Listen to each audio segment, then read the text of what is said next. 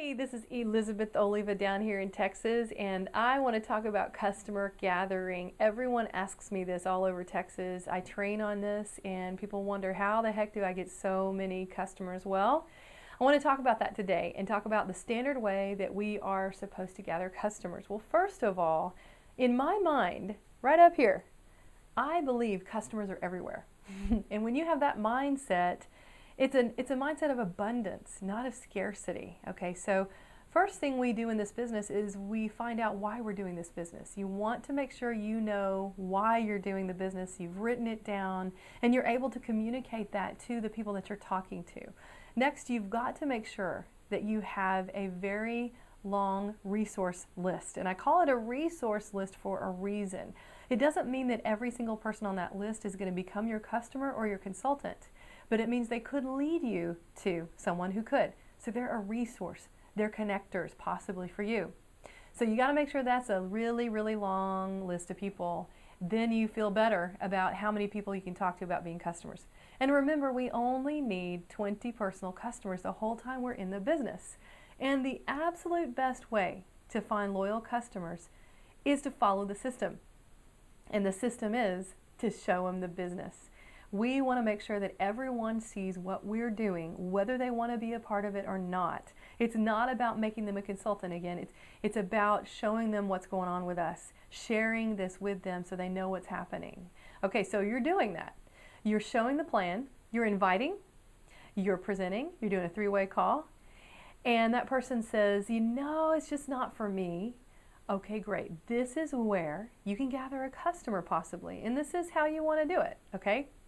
You want to let them know why you're doing the business. Well, as you know, I've got to build a retirement. I don't have one as an entrepreneur, and we believe that this business is really going to do that for us. So since you're not interested in the business, if it won't cost you anything, it won't inconvenience you at all, could you be my customer? Support me in my business because I'm working on a bonus right now and a promotion. Could you possibly help me and become one of my first customers? So how many of you have said that? And that person that you just knew you were going to have as a customer, you were counting on them, they told you no. That happened to me too. So don't sweat it. There are ways to find customers even beyond that. Don't worry about it. If this is a family member, you don't want to break up the family over them not becoming a customer. Just remember, you're going to be sticking around in this business. You're going to be working it for a long time. They'll come back around, trust me. They have for me, and I'm sure they will for you. So just smile and move on. Now, what about the people that you give money to? Follow your money, all right? If you're looking for areas to find customers, who do you pay every month and every week for services or goods and things like that? Think about those people. What about your insurance guy? What about that realtor that helped you buy your home? How about the pest control guy? Or do you have a pool? Do you have someone who works on your pool or your lawn? I mean, the list can go on and on. Look at your bank account. Follow your money. Then go by or pick up the phone and call those people and say, hey, how do you feel about doing business with people who do business with you? And then listen for the response.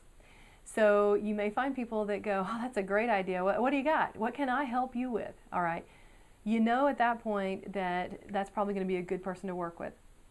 And they'll probably become your customer because they understand that you are theirs and they would like to keep that happening. So they'll help you out. Now, there are others in business who don't quite get this yet for some reason, and they may not want to reciprocate. Well, you have a new opportunity to go find a new person, whether it is your insurance person, your realtor, your pest guy, whoever it is that doesn't want to reciprocate. Guess what? There are other people out there that do what they do that are willing to reciprocate. And when I say reciprocate, that's what I mean. Not just them becoming your customer, but you referring business to them ongoing. Because you want a loyal customer. And the way to do that is keep sending them business. And you know what? They'll probably keep sending you business as well. And when you get these customers, treat them like gold. Like I said, you only need 20 the whole time. 15 helps you get free electricity or free natural gas. So treat them like gold. Send them a thank you card when you get them as a customer. And then call them up every now and then and thank them for being a loyal customer. Find out what's going on in their life. Build that relationship. This is a relationship business. So you want to keep that going, build a strong relationship with your customers. That's how we keep loyal, long-term happy customers. So this is one in a series of customer gathering videos. I'd like to hear what you're struggling with out there. If you're gathering customers or you're having difficulty, tell me what's going on. And maybe I can address the issues and help you with those obstacles. So this is Elizabeth Oliva. Come find me out on social media. I'm out there on LinkedIn, on Twitter, on Facebook, and send me a message and let me know how I can help you build your ambit energy business bigger and faster. So bye for now.